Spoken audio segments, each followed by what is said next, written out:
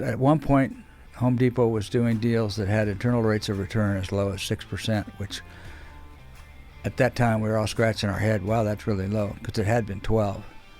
Then the word came that we're only doing deals that generate 9% internal rates of return. So a lot of deals had to be killed. Mm-hmm. And one of them that we walked away from that I think whoever's got my job now is probably kicking themselves that they couldn't do it, was at Spanish Fork. Costco took that site. Mm-hmm. Highly visible, really accessible. It would have been a great site for Home Depot. Killer location. But we had to walk away from it. Yeah. At that time, it didn't meet the metrics.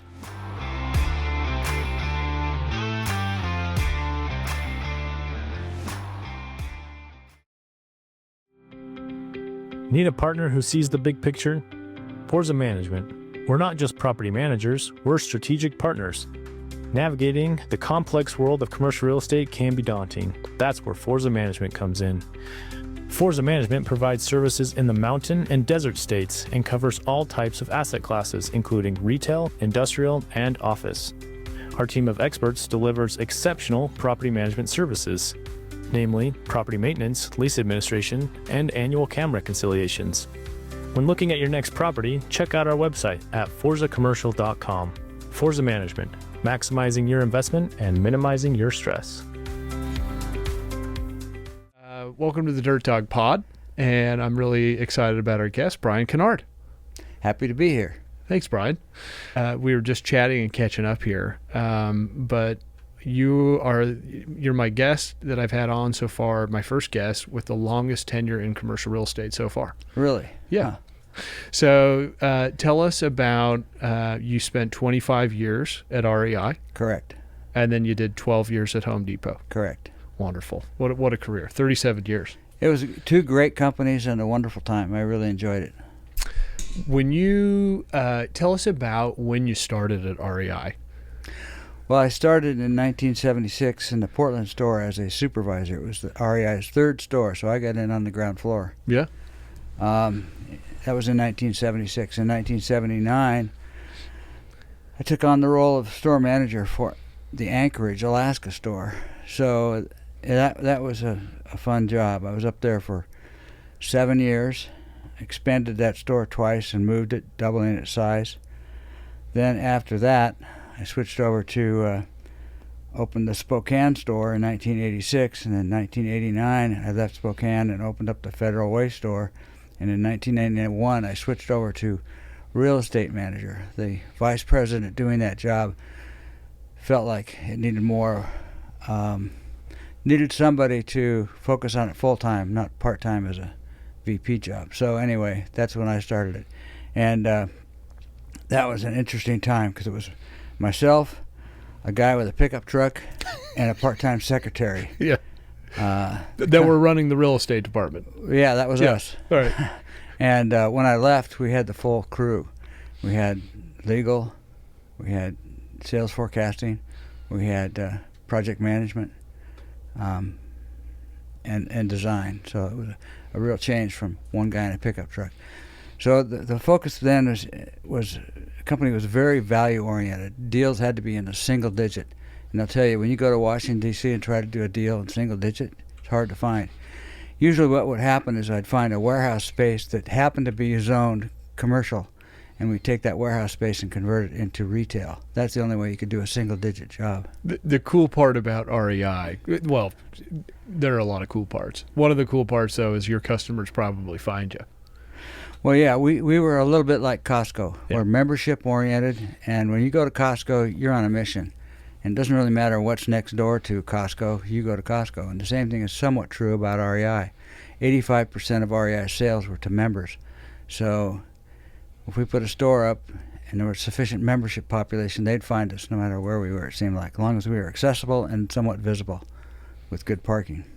Anyway, REI was actually pretty cash rich but operationally poor. Their operations demanded they gave back 85% of their profits in the form of a dividend to members every year. So we had a lot of capital, but we didn't have the ability to spend a lot of operational money on leases. So that's when we got into self-development work. Initially, we would buy a pad from a developer in a power center and build our own store. And then from that we graduated to just buying standalone parcels of ground and developing that. And then the rental revenue that came in that was attached to that store was used to build out the operations team. Well, the effective rental rate was just your depreciation and an interest rate assigned to the capital. That became your effective rental rate. So, and that was much lower. When you put a developer in the middle of it, then obviously they need to make a profit, and the effective rental rate would have gone up. So I pretty much learned on the job. Leases, purchase and sale agreements, construction contracts, tenant spec requirements, reciprocal easement agreements, all those things I kind of learned as I went. I had good consultants helping me out and advising me along the way, but that was all self-taught. What was your background prior to 1975? It wasn't very business oriented. It was recreation and parks management. I had a degree from Western Washington University, and so I was a great outdoor guy, and I was able to parlay that into a more of a business career. Yeah. Tell us about 1979, and you moved to Anchorage. That's got to be a little bit of a change. That was a big move for this kid. Moved out of Portland up to Anchorage, and it was like February, so it was cold. and I did not have, first of all, an appropriate car. I had two Volkswagens. Yes. Air Cooled. Oh boy. Let me tell you, there was no heat involved in driving those cars around in Anchorage in 1979. Yeah. So it took a while to get used to being up there, but Alaskans are wonderful people, and I made friends right away and had a lot of really fun outdoor adventures. I was able to climb Denali. Oh. And with good friends. I spent a lot of time whitewater kayaking because that was a passion of mine, and skiing. I was on the ski patrol up there, and anyway, I had a great time in Alaska. It was too much fun for a guy in his early 30s, no kids. It was fun. Yeah. I was going to say those long winter days, I got to get to you, though. Well, I remember turning the key in the store door at 10 a.m. and watch the sun come up, and then go out about 3, and you could watch the sun slowly setting. It's not like it was pitch black, though. The sun was always kind of just over the horizon, so he had a little light, but it was not bright. Yeah. Funny. What a funny place. Yeah. And so during that time period at REI, you probably saw a lot of, you saw everything, right? You started in the operations running stores. Yeah, and ended up at their administrative headquarters, which was located down in Kent at that time. Mm-hmm. And that was living in the fishbowl. So, which I enjoyed. All those people down there, we had a great camaraderie. And at that time, if you had a lunch, you could go out for a run or a bike ride, and there was always somebody there to join you. So it was a great company to work for. Yeah. So really infectious culture there as far as the outdoors. Yeah. Definitely. Top to bottom. That's right. good. Yeah, that's good. Look, it's a brand that's always had a certain cachet and niche to it, and yeah, it's fun. There were a couple of deals that I thought you might have interest in. For sure. One was the Seattle flagship store. Mm-hmm. Have you been to that? I've not been to it. It's worth a stop. It was 2 city blocks. It was formerly occupied by the Overall Laundry Company, and they delivered and picked up dirty laundry all over the city. We were concerned about possible contamination because it was a laundry facility. Mm-hmm. So we had 19 underground storage tanks, which were mostly residential from when the place was originally a residential development. Those oil tanks were pretty much empty and no concern.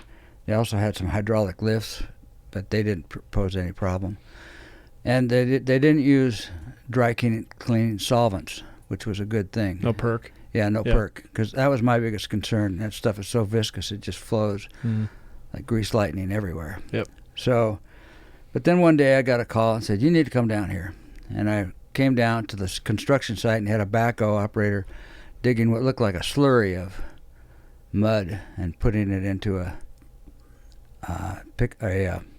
dump truck. And at that point, I was really afraid somebody would strike a match because it was gasoline. Mm-hmm. Turned out they had stored gasoline there for their delivery truck fleet, and the things had leaked.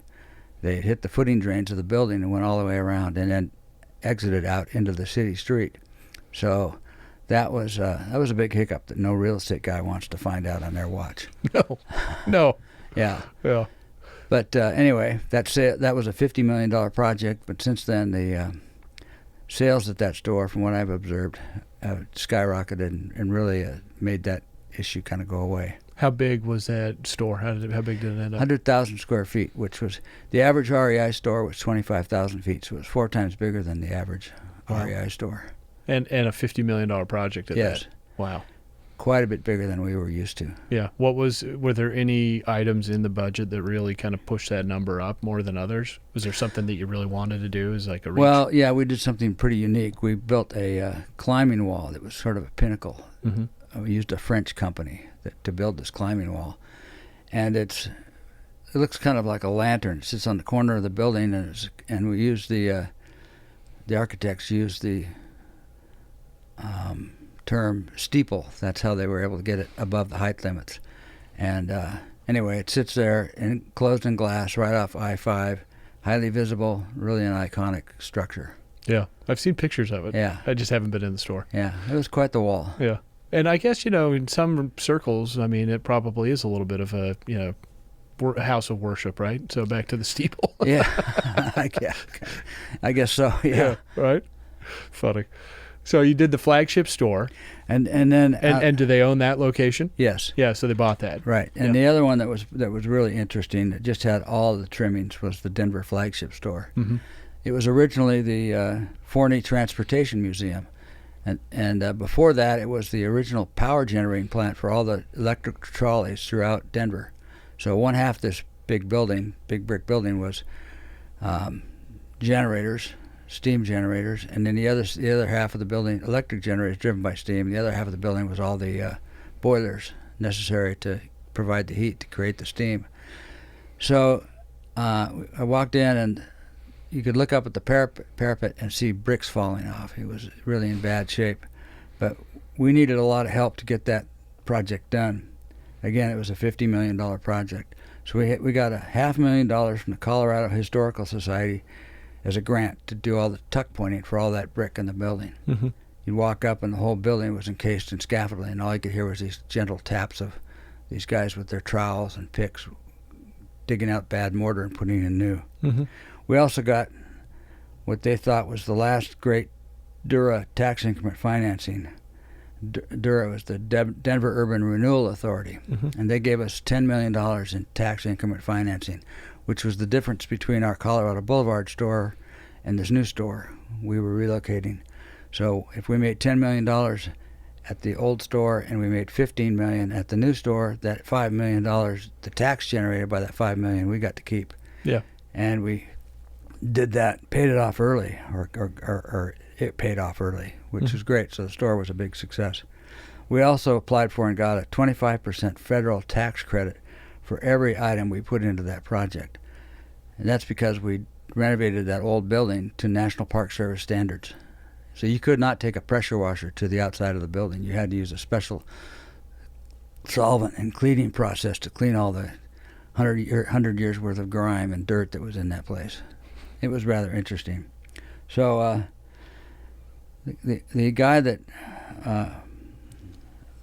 was responsible for the Forney Transportation Museum was Jack Forney, and he told me a story that I think your listeners might find interesting, or at least kind of funny. He had a 500-ton locomotive, the biggest steam locomotive made, the big boy. Sounds like a monster. It was huge. Yeah. And to move it, he laid down track, and then he would drag it ahead and then pick up the track from the behind, put it mm-hmm. in front. Well, he crossed over several storm sewers. In order to do that, he had to have people down there and shore it up. He told me that one day 2 guys were down in the storm sewer, and a flash flood broke out up above. Oh, my. One guy made it out the top of the storm sewer just as the water rose up around him. The other guy got flushed out into the Platte River, and that must have been quite a ride. You no kidding. Yeah, if I were that guy, I'd be wondering, is there a grade at the end of this? Right. How's this going to happen? Sure hope not. Anyway, it was quite a story and quite a project. Wild. What 2 fun projects there, right? With those 2 flagships. Yeah. Yeah. So as I traveled around the country, one of the things that I always tried to do was to explore the area a little bit. On my first trip with the CEO at REI, we stayed in downtown Philadelphia, and he says, I always like to stay here. Come along. So we went for a walk, and I was amazed. You know, out here in the West, we don't have really old things. Well, Philadelphia is full of old things. We walked out the door, turned left, and there was Ben Franklin's grave. And then that same night, we saw Liberty Bell, Independence Hall, Betsy Ross's house, just all within a short walk. And I was sort of blown away, and that made me commit to, on my travels, to take a little bit of extra time to learn about the area and explore a little bit. And I would encourage anybody who's a road warrior to do that. You know, you only live in this life once. You might as well experience all you can experience. So I would try to end on a Thursday or a Friday and take the weekend to do some more adventures. Love that. What went into the decision to pick a flagship store location in Denver? Well, the Seattle flagship store was a relocation of our old store on Capitol Hill, and that was a huge success. The thing really took off. And the CEO at the time thought it would be a good idea to have another one. And Denver was another one of our great markets that we could anchor the whole market with a flagship store. We put another one in Minneapolis. Not nearly as iconic, but still a big store. And these stores at that time had a lot of interactive features. I think most of those have kind of gone away. They were kind of helpful in publicizing the initial opening, but things like the climbing wall is still there. But we used to demonstrate stoves, backpacking stoves, and that demonstration thing has kind of gone away. And a few other things, like in Denver.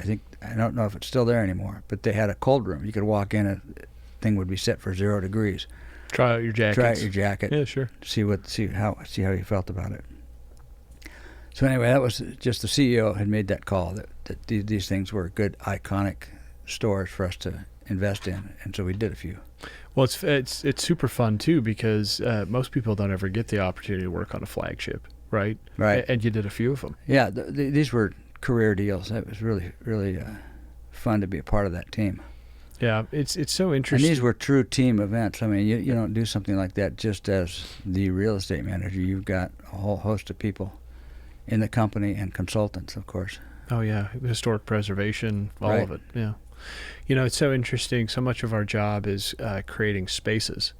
And I think probably one of the most rewarding things for me is when I create a space and it's somewhere that, you know, two friends might get together for a hamburger, or, you know, a grandparent and a grandchild might go, you know, for a meal or something.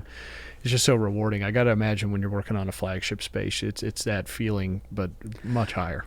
Oh, yeah. It's great to walk into an REI store that you've developed or helped develop and see all the people there getting geared up and ready to go out. They're my kind of people. Yeah, right. Yeah, it's in the blood. Mm-hmm. Yeah. With those years that you spent on the operational side, what's the wildest customer interaction you ever had, or just what's the wildest just retailing experience? Right, you're on the front line. Well, you always kind of cringed a little bit as a store manager when you heard store manager to customer service. Usually, it was somebody was not happy. That's code word. There were some really strange encounters. Like one guy was returning snowshoes, and they were all broken up. And what happened here? Well, and they were wooden. Well, I came across a whole slew of trees that had fallen down over the snow, and I tried to walk over them, and the snowshoes broke. They shouldn't have broken. Are you kidding me? The guy weighed over 200 pounds, and these were wooden. They weren't indestructible. Anyway, I suggested he buy his next pair of snowshoes somewhere else, but we did give him his money back. Yeah, that is interesting. Yeah, how often I have heard that in a store, right? Store manager to the front. Yeah. Well, at REI, and I think it still pretty much is today, we guaranteed the products that we sold, and if you weren't happy with it, sometimes the not happy with it was a little odd, but we'll take it back. Yeah. A lot of your stores have gotten done, and we haven't gotten into the Home Depot phase of your career yet, but you mentioned tax increment financing. And so just walk me through the basic mechanics. I mean, I've done some TIF deals, but walk me through the basic mechanics of what is happening there.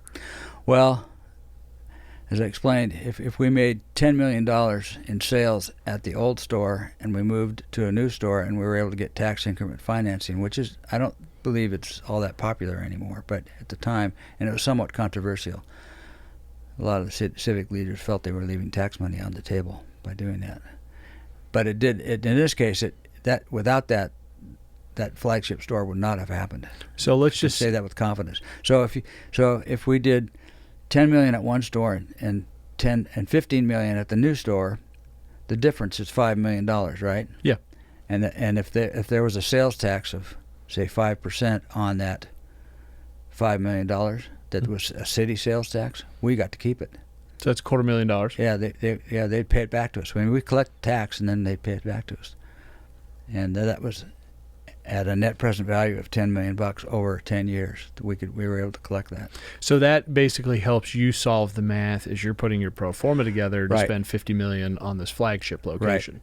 Right. On its own, without the grant that we got and the federal tax credit and the tax increment financing, it probably would not have happened. Why was it that the metrics, I mean, and maybe I'm just thinking about my personal REI experiences. And now as a dad of 5 kids, when I go into REI, my receipts are a little longer. The bills are a little bit bigger. It's not like REI is selling, inexpensive merchandise, right? It's usually pretty high quality, nice stuff, which is great.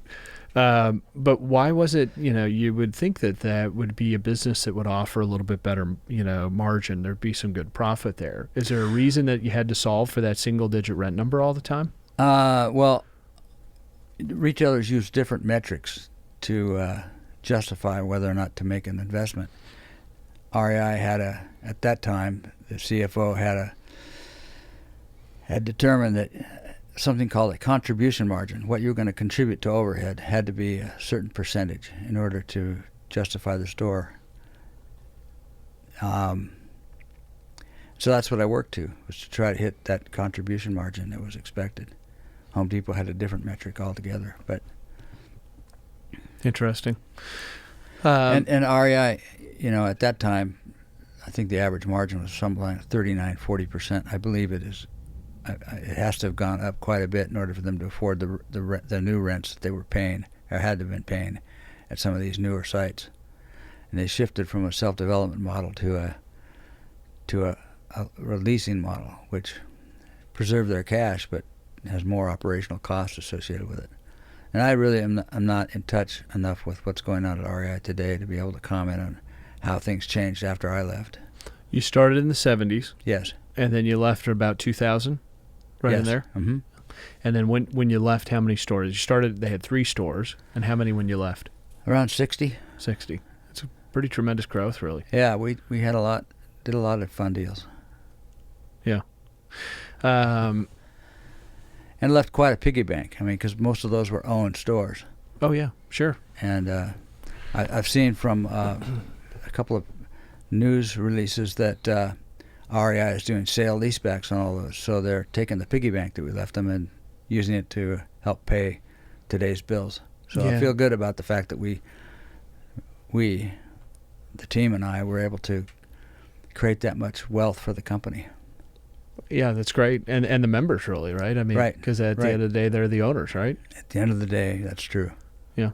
Is it how that works? I mean, do they own the real estate as well for being a member? Well, every member has a share. Yeah. And the share can't be sold. I'm not quite sure what happens at the end of the day if the company were to be split up, but because right now I understand they're going through some tough times. Yeah. Interesting. Yeah. Okay, so you spent 25 years at REI crafting this vision, getting some flagship stores opened. Amazing ride. It was fun. It was great fun. And then you left there and said, I have enjoyed doing these small deals, 40,000 footers. Right. Let's go to the big boys. Right. It was like being called up from the the AAAs to the majors. Was it really? Yeah, I mean, Yeah. I walked in the door at Home Depot, and everybody there had a lot of real estate experience. It was a truly professional operation. Most of those folks that were real estate managers, like myself, came out of the grocery business, which, like REI, grocery business is very value-oriented as well. But anyway, they had a ton of development experience, similar to what I had, but just more in depth. So it was a real step up. Initially, I handled Oregon, which has very tough land use laws in place. In fact, I think, along with Colorado, it's one of the birthplaces of land use. Everything was top down from Salem, the capital. If you took as we did, if you took an industrial parcel out of the zoning and zoned it into commercial, you had to replace that industrial land with something comparable, or you wouldn't get that rezone. Anyway, at one point in Oregon, Home Depot was the largest developer of real estate with over 1 million square feet in 2 years. Wow. Of retail stores. Wow. That was a lot of fun. Money was not a problem. Seemed like you couldn't spend it fast enough. Like one deal involved giving ODOT $1 million towards an overpass in order to get our store approved for transportation. Just a casual line item of an extra $1 million in there. Perfect. Another deal was an assemblage where we had to buy and then multiple sellers from an RV park, and one guy, what cemented the deal was not only pay him his price but buy him a new pickup truck. So we did that. So is when you say the money wasn't a hard thing to come by? For instance, at one point, I was asked on a particular project, had I done the geotech work yet? Yeah. I said, well, that's $25,000. No, I haven't done it yet because we're not under contract yet. And the reply was, get it done. Let's find out what the bad news is and move on if we have to. So is that just what that is, that the result there is the stores, because of the difficult challenges of getting stores open, the market was undersupplied, so when you opened a store, it had really good volume? Yes. Well, we certainly pro-formed what we thought our sales were going to be. And the quote was usually, you need to beat Lowe's to that market or it's a bad day for you. So beat Lowe's meant do what you had to do. Spend the money if you had to do geotech or traffic studies or environmental, whatever you had to do, get it done, do it properly, and get that store built. These were growth days. In other words, when I walked in at Home Depot, they were still doing 100 stores a year. When I left, they were doing 1 store a year. So it was a very different experience at the very end there. Yeah, big change. Definitely. Anyway, I ended up at the Northwest Division. People left, people got laid off as the volume of stores died down, and I ended up being in charge of all the Northwestern United States and all of Canada. But in 2012, they decided to close the Northwest office, and I elected not to go to Atlanta. So that's when I made the shift. Anyway, it was the best team I'd ever worked with, and really great company.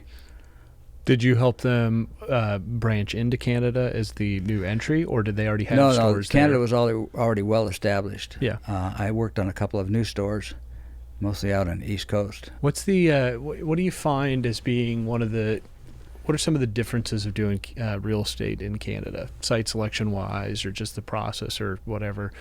Is it feel pretty similar when you're? It felt very similar. Yeah. And they had, because they'd been operating up there for years, they had really good teams in place. So I just slid right in and fulfilled my role as the real estate guy, which was to, look over deals, and be the kind of the player coach, if you will, on the team. Mm-hmm. I've always wondered how it must feel. I'm going back to your comment there. If Lowe's beat you to this market, it's a bad day. I've always kind of wondered because we go to all these ICSC events, right? And we've attended these for years, and I've always wondered what's it like when you're at Home Depot and you have kind of this, you have kind of this enemy, if you will, right? Lowe's, right? As far as you're competing for sites, right? But at the end of the day, these are really small conferences, right? Like you can see the Lowe's people. You run into them at the same cocktail parties, Right. What's it? Are you kind of like joking about it? Like, hey, I'm gonna, I got that. Well, one we really didn't socialize that much with the the opposition. So I mean, little trash talking. Not very much trash talking. No, not really, because we really didn't. We kind of kept to ourselves. Yes. And I think Lowe's did too. Yeah. You didn't want to inadvertently spill the beans about where you were looking. Sure. You didn't want that to happen. It's interesting. So anyway, I thought maybe you'd be interested in what did I look for in a broker? Yeah.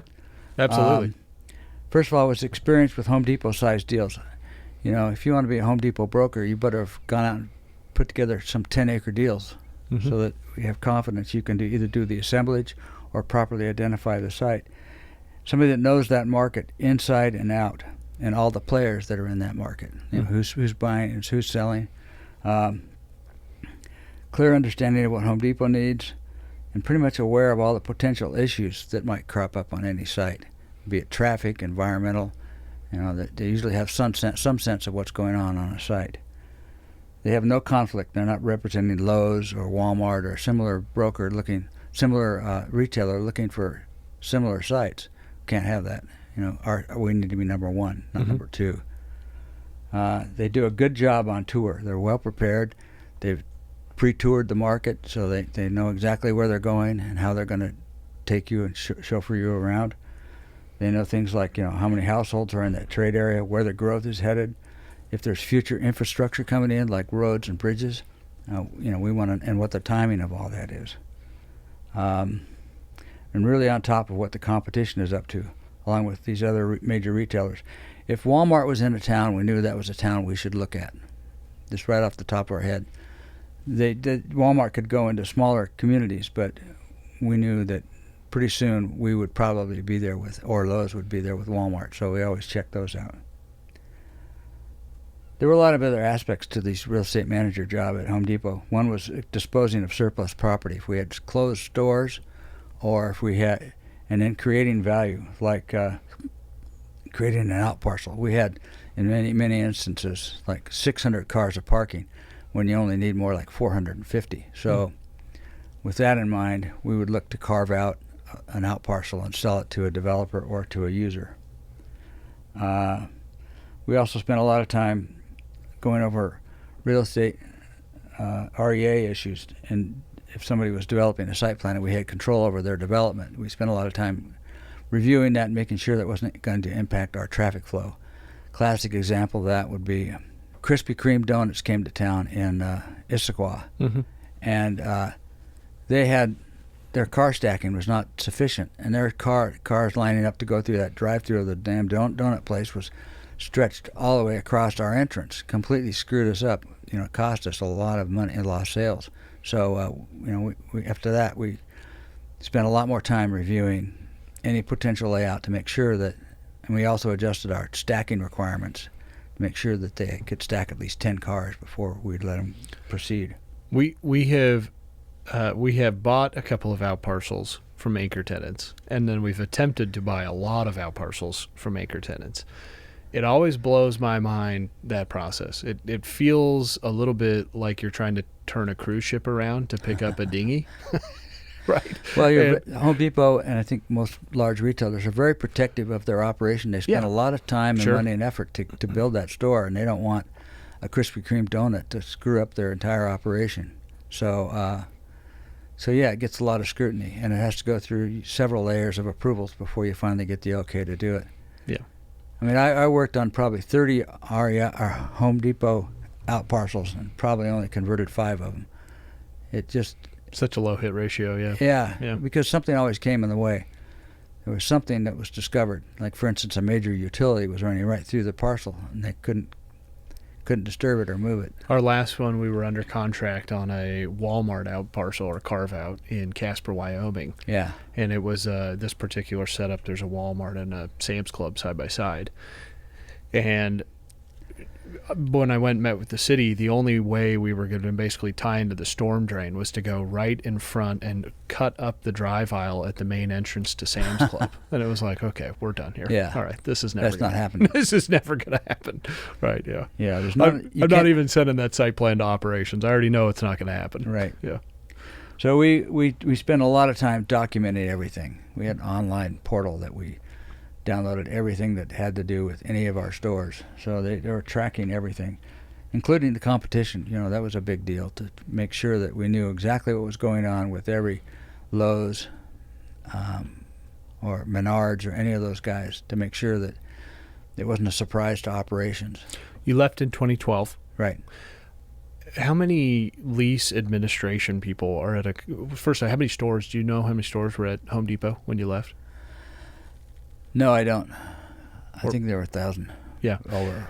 How many people does it take to just run the existing portfolio of stores? And maybe not lease administrators, maybe it's more asset managers, because Home Depot owns so many of their properties. Well, they have, you know, separate division that's responsible for property management, and they've several lawyers and administrators.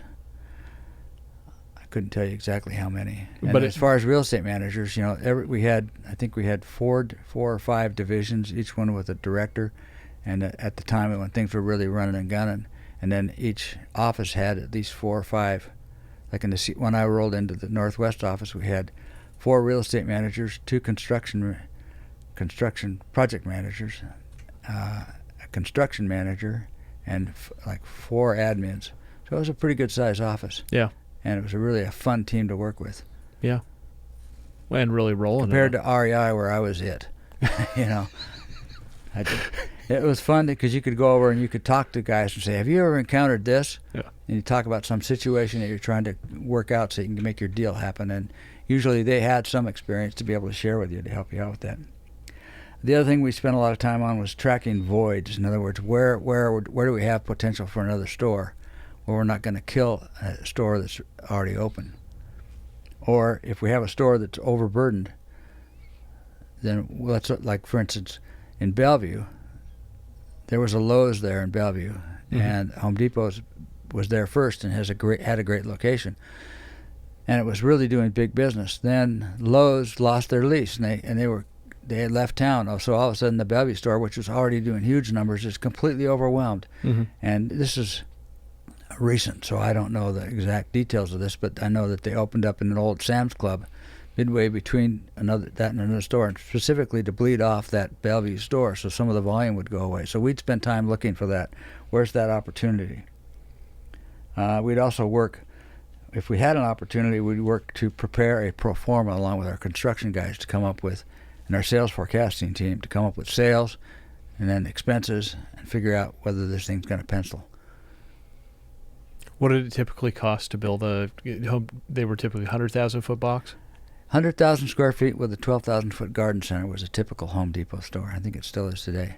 And actually, 102,000 square feet. And what was it running to build one of those in the 20? I just looked at some of my old pro formas, and they were $15 to $35 million, depending on the project. Yeah, interesting. It's such a fun company, though, right? It's got such a culture and a brand to it. Yeah, there's a lot of people that really bleed orange, as they said. Yeah, no kidding, right? And it was you know, they had a lot of ex-military, so a lot of very competent operators, people who knew how to be organized and carry out a plan.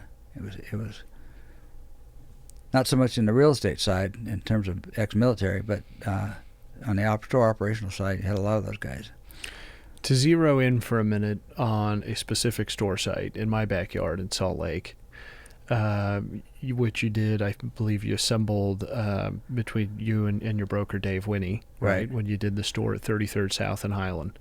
How many properties was that you guys assembled there? That was before my time. Oh, that was before your time. I can't really help you with that. I want to say it was somewhere around like a 25 to 28 property assemblage to get that store open. Well, Dave Winnie was certainly one of the best brokers I ever worked with. He was extremely competent. Yeah. Nice guy to boot. Yeah. But speaking of Salt Lake, there was one project that you know, at one point Home Depot was doing deals that had internal rates of return as low as 6%, which at that time we were all scratching our head. Wow, that's really low, because it had been 12. Then the word came that we're only doing deals that generate 9% internal rates of return. So a lot of deals had to be killed. Mm-hmm. And one of them that we walked away from that I think whoever's got my job now is probably kicking themselves that they couldn't do it, was at Spanish Fork. Yes. because now Lowe's is in the market, but not at that site. Costco took that site. Highly visible, really accessible. Would have been a great site for Home Depot. Killer location. But we had to walk away from it. Yeah. At that time, it didn't meet the metrics. Yeah.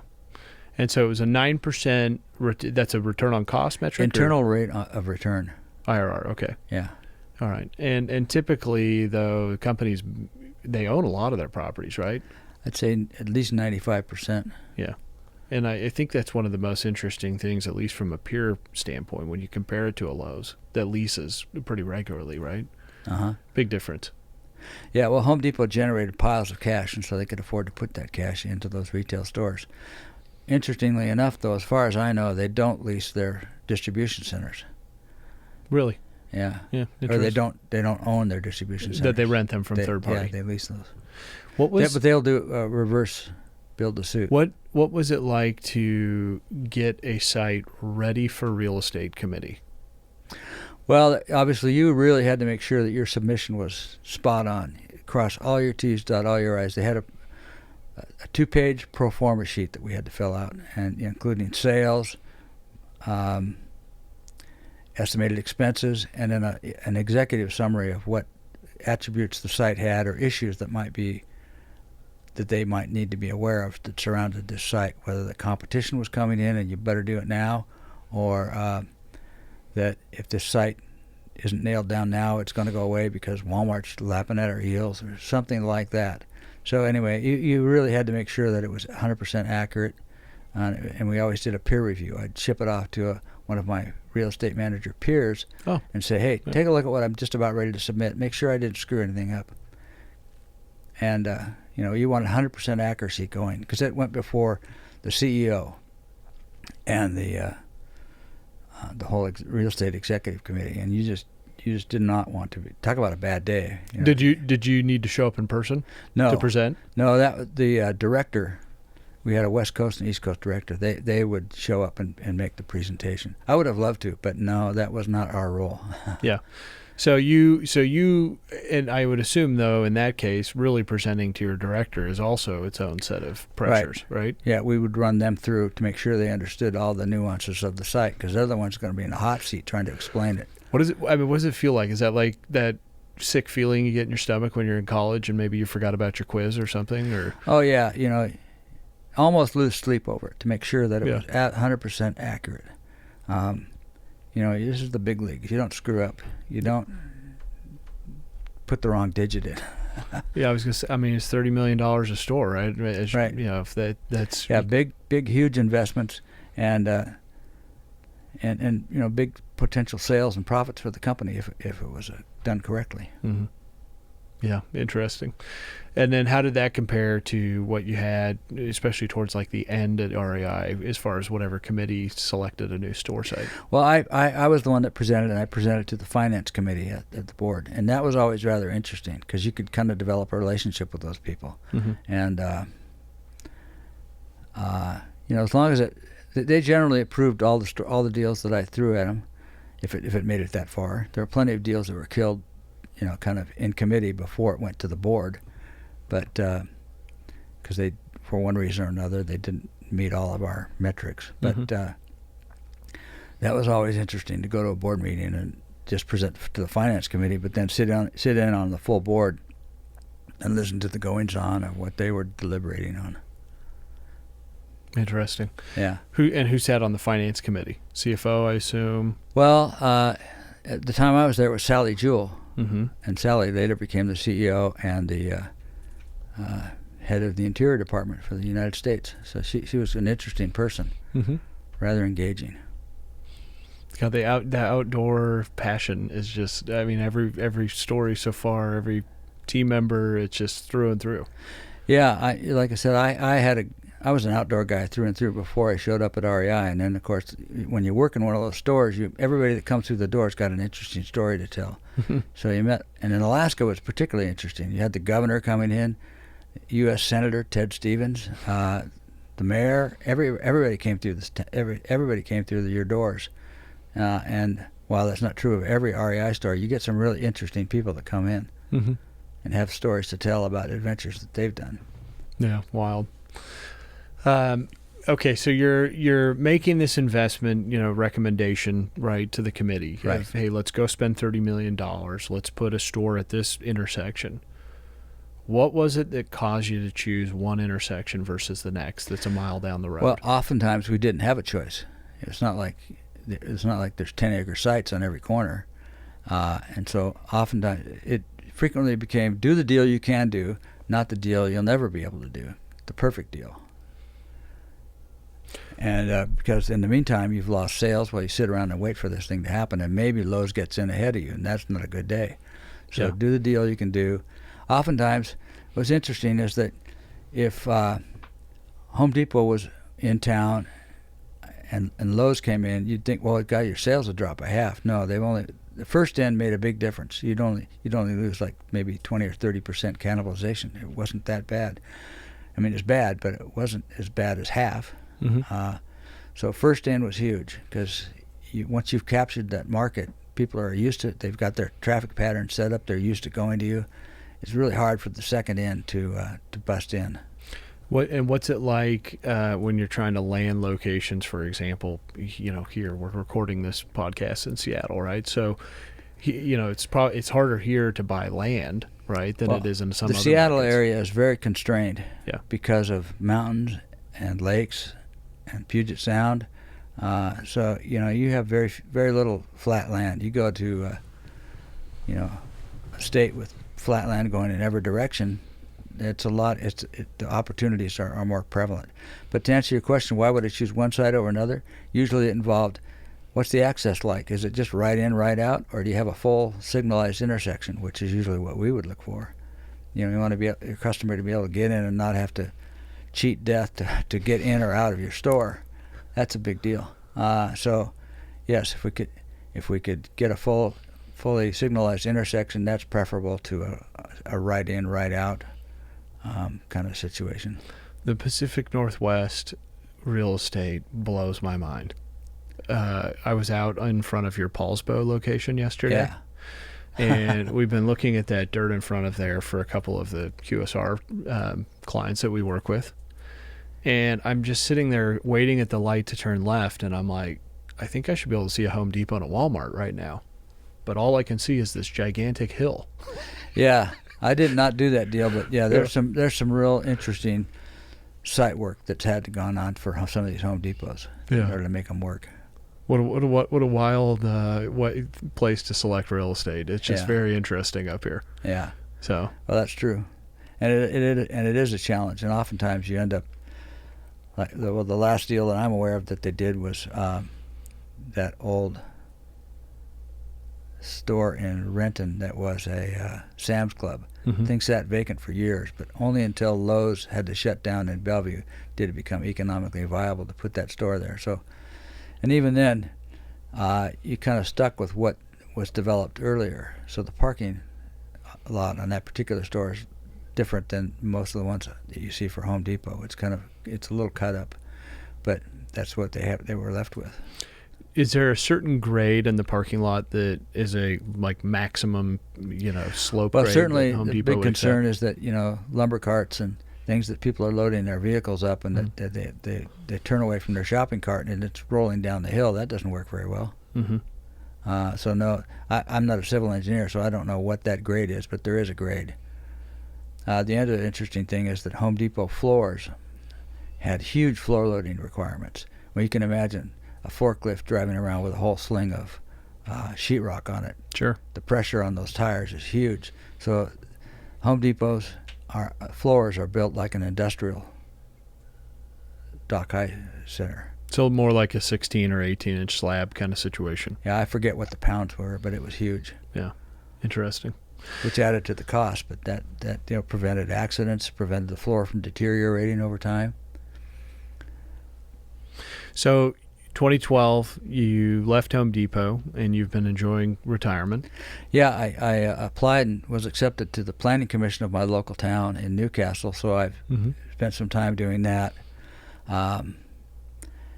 And I hope to continue doing that. And then volunteering up at Mount Rainier as a volunteer ranger has been really rewarding. I go up there and hike in the summertime. That sounds like an epic situation. It's really fun. You get people from all over the world showing up there. It's world class. And what's the number one question people have? Where's the bathroom? So That's great. yeah, but we get up there and we have two jobs. Number one job, protect the people from the mountain. And the next job is protect the mountain from the people. Yeah. Because you get people that won't stay on the trail, harassing wildlife, want to fly their drone, want to build a campfire in the middle of a meadow, want to camp in the middle of a meadow instead of assigned spot. So, but then they're also just curious, what's this, what's that? And we're able to point that out to them and give them a sense of what goes on up at Mount Rainier. That's fun.